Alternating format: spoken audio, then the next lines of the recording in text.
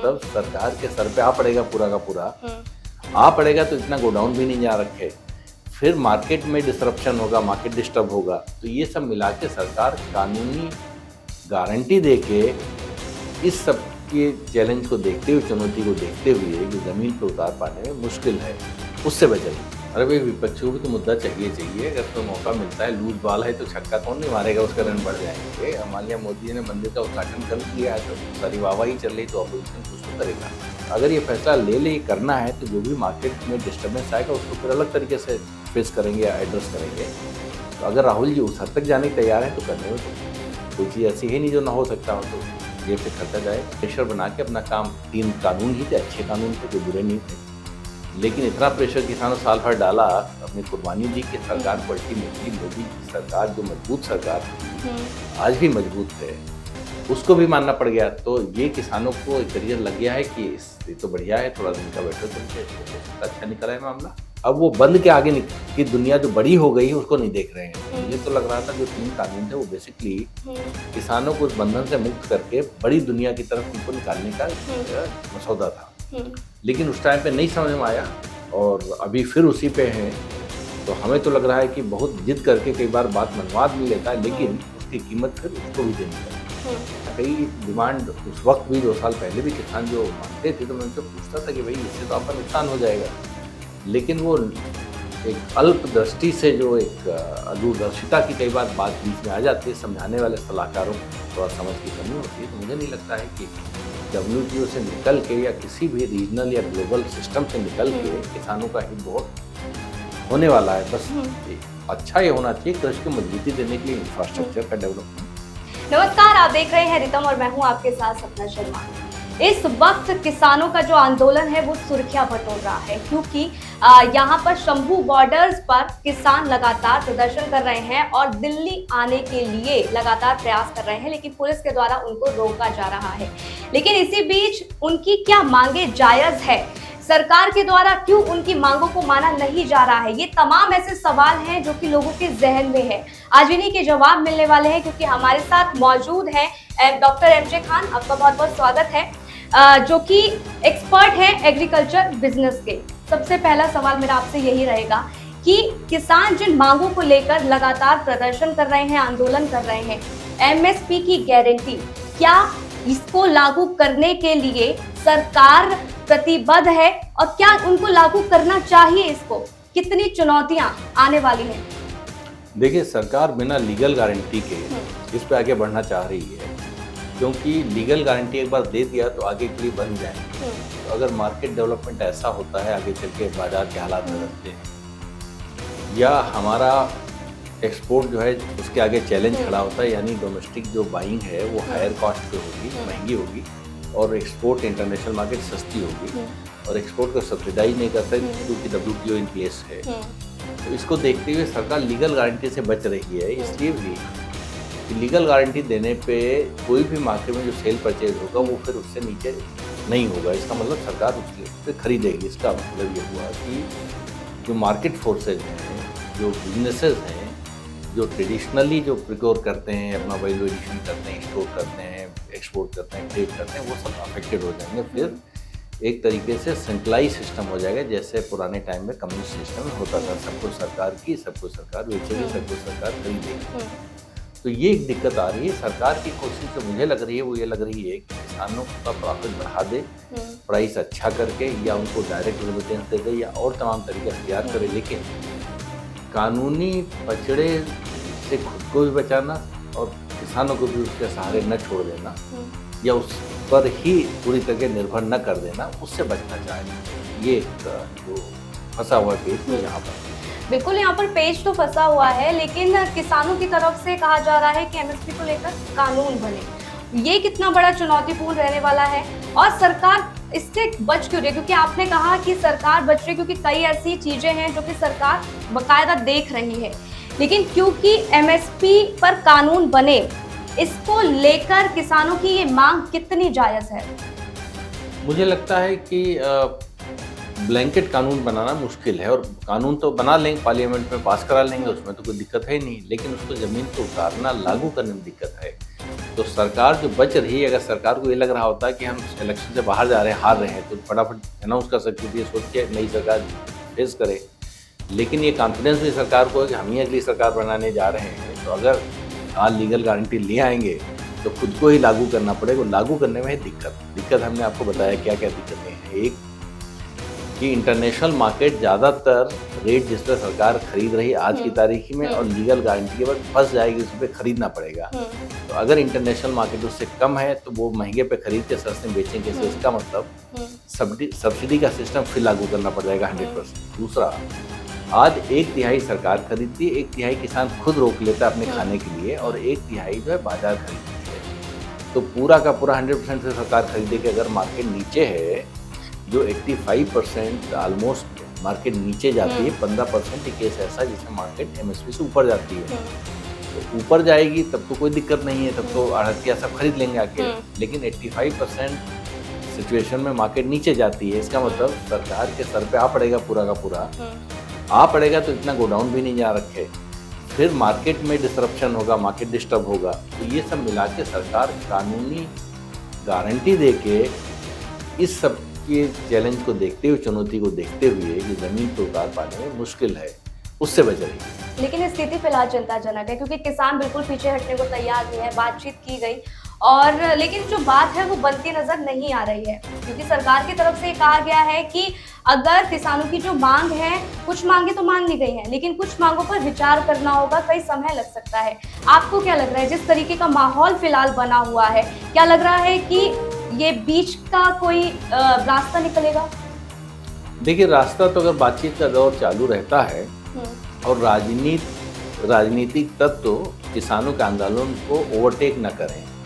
अगर मुद्दा सिर्फ आर्थिक मामला है, किसानों के इनकम से जुड़ा मामला है, या किसानों के बाजार से जुड़ी परेशानियों को हल करने से जुड़ा मामला है, या किसानों को आसान हो जाए चीज़ें खेती करना और उसको बेचना और ज़्यादा कमाना, तब तो उसका रास्ता निकल जाए। कोई और तरीके से भी किसानों को फायदा पहुंचाया जा सकता है। जैसे जो 6,000 रुपये साल का देती है सरकार, डबल कर दे तो फायदे में चला जाए किसान, या कोई एक फाइनेंशियल पैकेज और अनाउंस कर दे।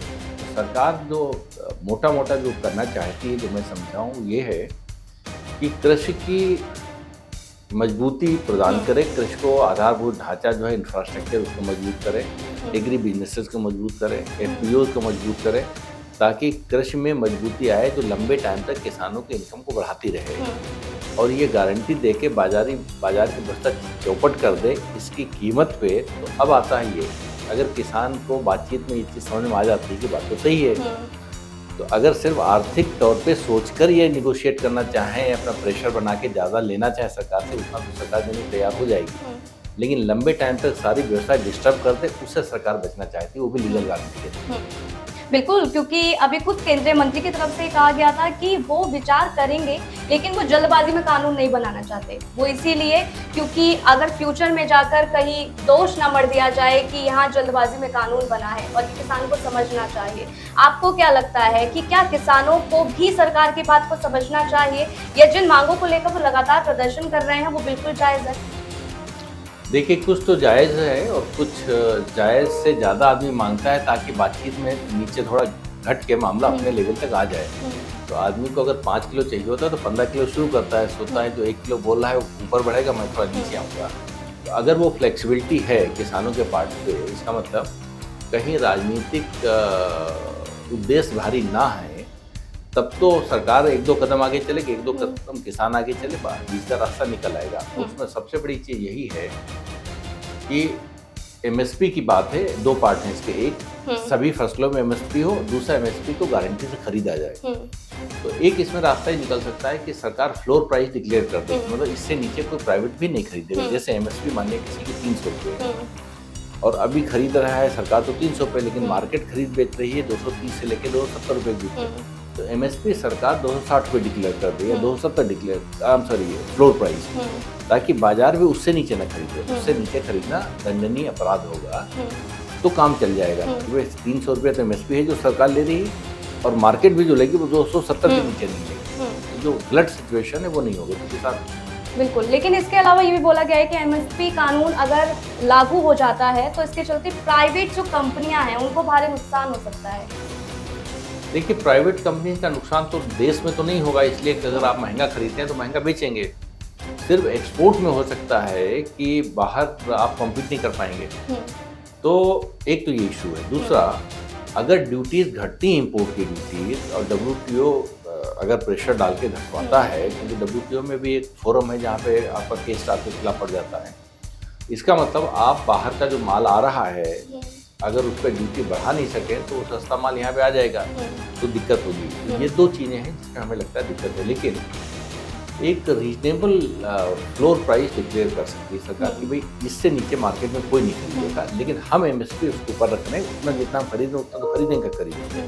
तो एक रास्ता ये हो सकता है। दूसरा ये हो सकता है कि किसानों को समझ आए कि भाई आपकी इनकम कितनी हो रही, 3 साल का कैलकुलेट कर लें, पिछले 3 साल का, उस इनकम पे कुछ बढ़ा के दे दें कि भाई हम ऐसा फार्मूला बना रहे हैं MSP का जिसमें आपको ज़्यादा से ज़्यादा मिल जाएगा, या हम और फसलें जो राज्य सरकारें नहीं खरीद रही हैं हम उनको भी राज्य सरकार को बाध्य कर दें, एडवाइजरी दे दें उनको, या कंपनसेट फाइनेंशियली कर दें कि वो भी खरीदेंगे। तो रास्ते तो कई सारे हैं, लेकिन बातचीत दौर अगर जारी रहे और दोनों की तरफ से थोड़ा सा एक फ्लेक्सिबिलिटी हो तब तो काम चल जाएगा।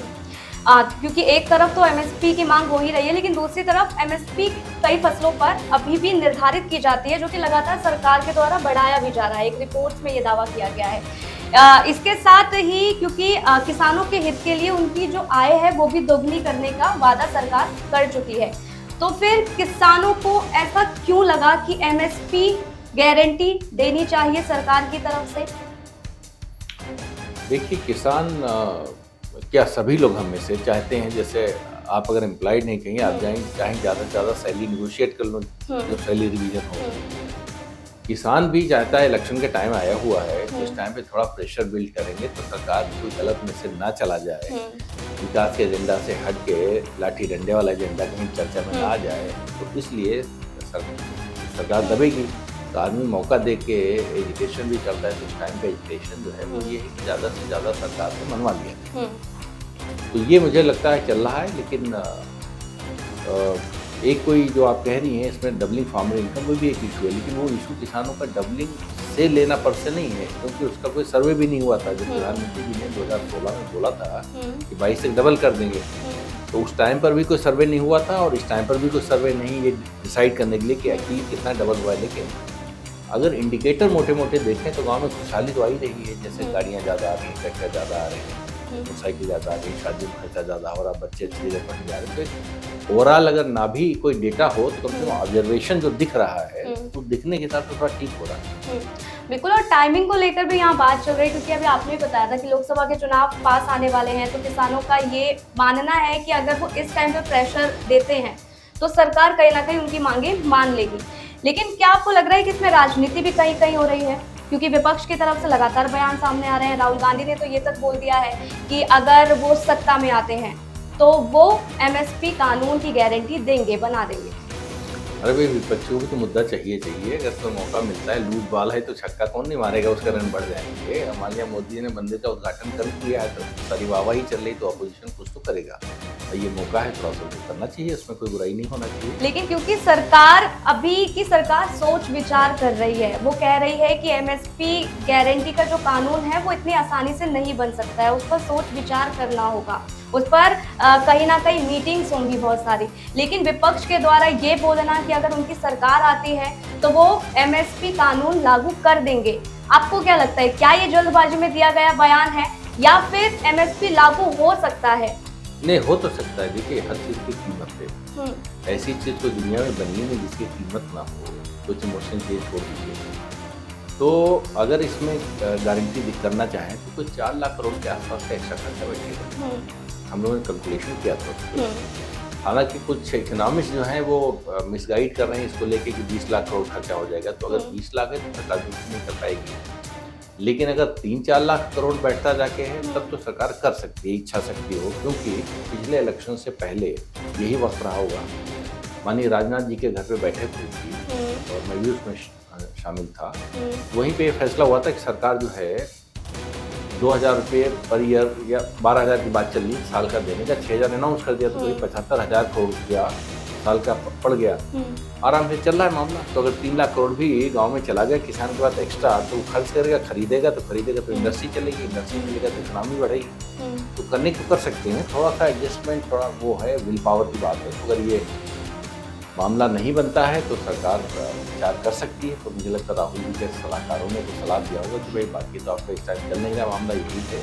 लेकिन स्वामीनाथन की रिपोर्ट के अनुसार एमएसपी को लागू करना ये कितना चुनौतीपूर्ण रहने वाला है, क्योंकि C2 प्लस 50%। स्वामीनाथन साहब जो है वो आखिरी वक्त में हमारे तो गुरु थे, इस ऑफिस में भी 2 बार आए और उनके पूरे परिवार से हमारा बड़ा संबंध रहा है। डॉक्टर आज दिल्ली में ही हैं, मीटिंग का दौर चल रहा है। तो उनका एक तरीके से किसानों के लिए झुकाव बढ़ता जा रहा था। जैसे जैसे उम्र बढ़ रही थी वैसे वैसे किसानों के लिए उनकी फिक्र, किसानों के प्रति झुकाव बढ़ रहा था। तो उन्होंने बहुत ज़्यादा पावरफुल रिपोर्ट बना दी थी किसानों के फेवर में। C2 प्लस 50% बना दिया था, यानी सारी कॉस्ट निकालने के बाद, डायरेक्ट इनडायरेक्ट सब निकालने के बाद 50% बढ़ा दिया था। तो वो करने पर गांव में तो मजा आ जाएगा, वाहवाही हो जाएगी, लेकिन इकोनॉमी थोड़ा सा चैलेंज बढ़ जाएगा। तो अगर सरकार फैसला ही ले ले, जैसे कई मुद्दों पे सरकार फैसला ले लेती है कि मुझे यही करना है, कुछ भी हो जाता है। अगर ये फैसला ले ले करना है तो जो भी मार्केट में डिस्टर्बेंस आएगा उसको फिर अलग तरीके से फेस करेंगे या एड्रेस करेंगे। तो अगर राहुल जी उस हद तक जाने को तैयार हैं तो करने में तो कोई चीज़ ऐसी ही नहीं जो ना हो सकता हो, तो जेब पे खर्चा जाएगा। 2 साल पहले जो आंदोलन हुआ था किसानों का 3 कानूनों के ऊपर हुआ था, जिसके बाद कानूनों को रद्द करना पड़ा था नरेंद्र मोदी सरकार को। हालांकि उस समय गारंटी दी गई थी, जिन गारंटियों को लेकर अब फिर से किसान आंदोलन कर रहे हैं। आपको क्या लगता है, इस बार फिर उसी तरीके से प्रेशर बनाया जाएगा किसानों के जरिए और सरकार को किसानों के मुताबिक ही चलना होगा? देखिए, डेमोक्रेसी में प्रेशर बनाया जाता है, बनाया जाना चाहिए भी। कई बार अपनी मांगे बनवाने के लिए, कई बार तो ऐसी मांगे प्रेशर डाल के बाद मंगवा लेते हैं जो नहीं, कहीं से भी नहीं माननी चाहिए। जैसे एक बिरादरी राजस्थान में, उसने रेल रोक करके अपना रिजर्वेशन करवा लिया, जबकि टेक्निकली वो क्वालिफाई नहीं करते हैं रिजर्वेशन के लिए। तो कई बार डेमोक्रेसी में वोट बैंक की पॉलिटिक्स के खातिर और टाइमिंग के हिसाब से, ये टाइमिंग बड़ी बढ़िया किसानों ने अच्छा चुन लिया है। तो ये हो सकता है कि प्रेशर बना के अपना काम, 3 कानून ही थे, अच्छे कानून थे, कोई बुरे नहीं थे, लेकिन इतना प्रेशर किसानों साल भर डाला, अपनी कुर्बानी दी कि सरकार को अल्टीमेटली मोदी सरकार जो मजबूत सरकार आज भी मजबूत है, उसको भी मानना पड़ गया। तो ये किसानों को एक तरीका लग गया है कि तो बढ़िया है, थोड़ा दिन का बैठो चल के, अच्छा नहीं करा है मामला। तो ज़्यादा से ज़्यादा आपको लगता है राजनीतिक प्रभावित पूरी तरीके से है? मैं ये तो नहीं कह सकता हूँ कि राजनीतिक पार्टियां इसमें शामिल हैं, लेकिन किसानों को ये तो ज़रूर ही लग रहा होगा कि मौका अच्छा है, चलो बैठा जाए चल के, कैमरे में भी काफ़ी फोटो आएंगे और कुछ बात मान ली गई तो फायदा भी होगा। लेकिन क्योंकि देश भर में कई ऐसे राज्य जहाँ पर किसान हैं, लेकिन हर बार पंजाब से ही क्यों इस तरीके के आंदोलन निकलते हैं, आपको क्या लगता है? देखिए, पंजाब, हरियाणा, पश्चिम उत्तर प्रदेश, यहाँ ग्रीन रेवोल्यूशन, हरित क्रांति आई, तो सबसे बढ़िया जो मंडी सिस्टम था वो यहीं बनाया गया। बाकी देश भर में बना नहीं, बिहार वगैरह में तो बिल्कुल ही नहीं। तो यहाँ के किसान मंडी सिस्टम का पूरा फायदा उठा रहे थे। एमएसपी का सबसे ज़्यादा फायदा जो उठा रहे हैं पूरे देश में, ये किसान उठा रहे हैं। तो इनके लिए एमएसपी हो गई है होली काऊ, ठीक है। दूसरा, उनका एक सेंस ऑफ प्राइड था कि हम देश को चला रहे हैं, हम देश को खिला रहे हैं, हम अन्नदाता हैं। लेकिन अब वो मामला हो गया, पूरे देश भर में फैल गया। यानी तेलंगाना राइस में पंजाब उत्तर प्रदेश से ज़्यादा चला गया आगे, क्योंकि छोटा राज्य है। अब तमाम सारे राज्य तरक्की कर रहे हैं, तो वो जो सेंस ऑफ प्राइड और प्लेस ऑफ प्राइड था उसमें थोड़ा कमी है। तो वो एक किसानों को वो भी लग रहा है कि भाई इस खेती मतलब पंजाब हरियाणा का किसान अपनी मांग बनवाने के बदलो हमारी जिम्मेदारी आगे आने की, वो उस साइकोलॉजिकल फैक्टर से भी कंडीशन है, उस मानसिकता से भी प्रभावित है कि उसकी जिम्मेदारी बनती आगे चलनी।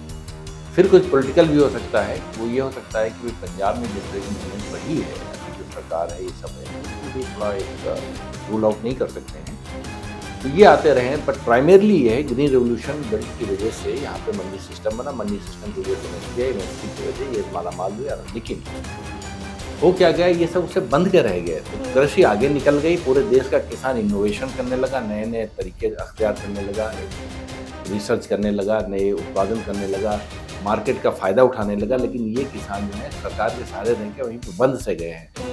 अब वो बंद के आगे की दुनिया जो बड़ी हो गई उसको नहीं देख रहे हैं। मुझे तो लग रहा था जो 3 कानून थे वो बेसिकली किसानों को उस बंधन से मुक्त करके बड़ी दुनिया की तरफ उनको निकालने का मसौदा था, लेकिन उस टाइम पे नहीं समझ में आया और अभी फिर उसी पे है। तो हमें तो लग रहा है कि बहुत जिद करके कई बार बात मनवा भी लेता है, लेकिन उसकी कीमत फिर उसको भी देनी पड़ती। लेकिन क्योंकि किसान के लिए एमएसपी कई फसलों पर दी जाती है, लेकिन क्योंकि इसके ऊपर कानून नहीं है, इसलिए किसान भी इसी कंफ्यूजन में रहते हैं कि कब सरकार के द्वारा एमएसपी जारी की जाए। क्या आपको नहीं लगता कि कहीं ना कहीं सरकार को इस पर भी विचार करना चाहिए, कोई एमएसपी निर्धारित कर देनी चाहिए? क्योंकि अगर सरकार के द्वारा एमएसपी जारी नहीं की जाएगी तो कोई क्लेम भी नहीं किया जा सकता, क्योंकि कानून नहीं है। देखिए, एमएसपी तो काफ़ी 20-22 ड्राफ्ट पे है, चाहे 24 पे है, मैं एग्जैक्ट देखता हूँ 22 पे 24 पे है, लेकिन खरीदारी नहीं हो रही है उसमें। जैसे पंजाब में भी 2-3 फसलों की खरीदारी होती है, और दूसरा जो खरीदारी होती है वो शायद 7 या 8% ही टोटल खरीदारी पूरे देश का जो अन्न उत्पादन है उसका होता है। खेती में भी 3 कैटेगरीज हैं। एक है कैटेगरी अन्न की, फूड ग्रेन्स की, ठीक है, गेहूँ, धान, बाजरा, मक्का, ये सब उसमें सरसों। दूसरा है हॉर्टिकल्चर की, सब्जी, फल वगैरह, और तीसरा है एनिमल हस्बेंड्री और फिशरीज की, डेयरी एंड फिशरीज की। तो डेयरी पे तो है नहीं एमएसपी, ठीक है, मछली पे भी नहीं है, फल सब्जियों पे भी नहीं है। तो जो क्रॉप प्रोडक्शन है उस पे है एमएसपी। उसका भी 1/3 किसान खुद रख लेता है पैदा करके, 1/3 सरकार खरीद लेती है एफसीआई वगैरह, और 1/3 जो है वो मार्केट में आता है। तो ये जो खुद का खरीदता है तो वो तो खुद ही महंगा पड़ जाएगा। जो बाजार में आता है, अगर एमएसपी आगे बढ़ा दे सरकार तो 2/3 1/3 पे देना पड़ेगा, इसलिए जो 1/3 तो किसान रख ही रहा अपने पास, उसको तो लगेगी नहीं। 1/3 जो बाजार में हो जा रहा उस पर लगानी पड़ेगी, 1/3 तो पहले से लग रही है। तो उसका जो क्वांटम है तो मोटा मोटा 12 लाख करोड़ का है। तो अगर सरकार को 1/3 और खरीदना पड़ेगा तो 4 लाख करोड़ का खर्चा आ जाएगा, लेकिन हमारे अर्थशास्त्री उसको 15-20 लाख करोड़ बता रहे हैं। तो सरकार घबरा रही है। तो मुझे लगता है एक तो ये क्लियर फैक्ट कर दें कि भाई इतना महंगा नहीं है। अगर आपको करना हो इलेक्शन टाइम में किसान बैठे हैं, वाहवाही लीजिए, तो किया भी जा सकता है। और राहुल गांधी जी क्यों वाहवाही लूटें, आप ही लूट लीजिए। एक और है जो कि मांग है बहुत बड़ी किसानों की, WTO से भारत को बाहर निकालना। ये कितनी जायज मांग है? मुझे लगता है कि ग्लोबलाइजेशन के दौर में, वैश्वीकरण के दौर में, किसी भी देश को वैश्विक व्यवस्था से निकल के अपने इंटरेस्ट को बहुत मजबूत रखवाना मुझे नहीं लगता है। खास करके तब जब भारत का निर्यात ज़्यादा है, आयात कम है। निर्यात है कोई $55 बिलियन के आसपास, और आयात है उसका बिल्कुल आधा, $22.5 बिलियन के आसपास। तो वैश्विक व्यवस्था से भारत का तो फायदा होना है। तो इससे निकलने का तो समय नहीं। तो मुझे लगता है कई डिमांड उस वक्त भी 2 साल पहले भी किसान जो मांगते थे, तो मैं उनसे पूछता था कि भाई इससे तो आपका नुकसान हो जाएगा।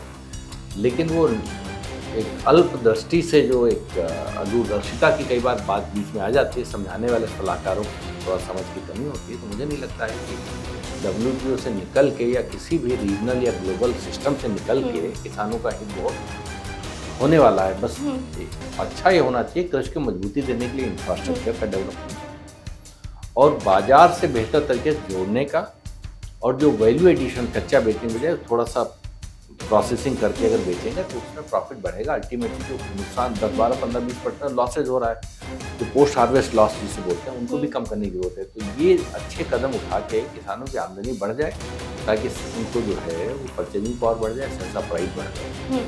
आखिरी सवाल रहेगा, क्योंकि लोकतांत्रिक देश है हमारा, सभी को अपनी बात रखने का अधिकार है, आंदोलन करने का अधिकार है, लेकिन जिस तरीके से शंभू बॉर्डर की जो तस्वीरें सामने आ रही हैं, यहाँ पर किसानों के द्वारा लगातार बैरिकेड्स को खदेड़ा जा रहा है ताकि वो दिल्ली पहुंच सके, और वहीं पुलिस के द्वारा रोका जा रहा है। आपको क्या लग रहा है, जो भी घटनाक्रम हुआ है बीते 2-3 दिन से, तो क्या लग रहा है वो कितना सही है? क्या इस तरीके से आंदोलन करना सही? मुझे लगता है देखना पड़ेगा। पंजाब हरियाणा हाईकोर्ट ने भी ये टिप्पणी की थी कि भाई आंदोलन का अधिकार है, और ये मैटर हो सकता है और मानना में भी चला जाए कि अगर इस तरीके से व्यवहार पुलिस करेगी, और सुप्रीम कोर्ट में भी आ सकता है। तो इस चीज़ से तो हम सभी सहमत हैं कि भाई किसान अगर किसी लेके अपसेट है, बातचीत हो रही है, बातचीत फेल हो या कामयाब हो, वो बात की बात है, लेकिन बल प्रयोग करना नहीं चाहिए, और खास करके जब आपने ऑलरेडी इतना मजबूत किला जैसा बना रखा है तो वैसे नहीं उसको क्रॉस कर पाएंगे। तो मिनिमम से मिनिमम या नहीं, जहाँ जरूरत नहीं है तो बल प्रयोग नहीं करना चाहिए। ठीक है, तो यहाँ पर डॉक्टर एमजे खान जिनसे हमने एक्सक्लूसिव बातचीत की है, एमएसपी कानून को लेकर किसान किस तरीके से आंदोलन कर रहे हैं उसको लेकर, और राजनीतिक रंग रूप किस तरीके से सामने आ रहा है, तमाम ऐसे मुद्दे जिसको लेकर हमने उनसे बात की और उन्होंने बखूबी जवाब भी इसका दिया है। बहरहाल फिलहाल के लिए बस इतना ही, और आप देखते रहिए रितम।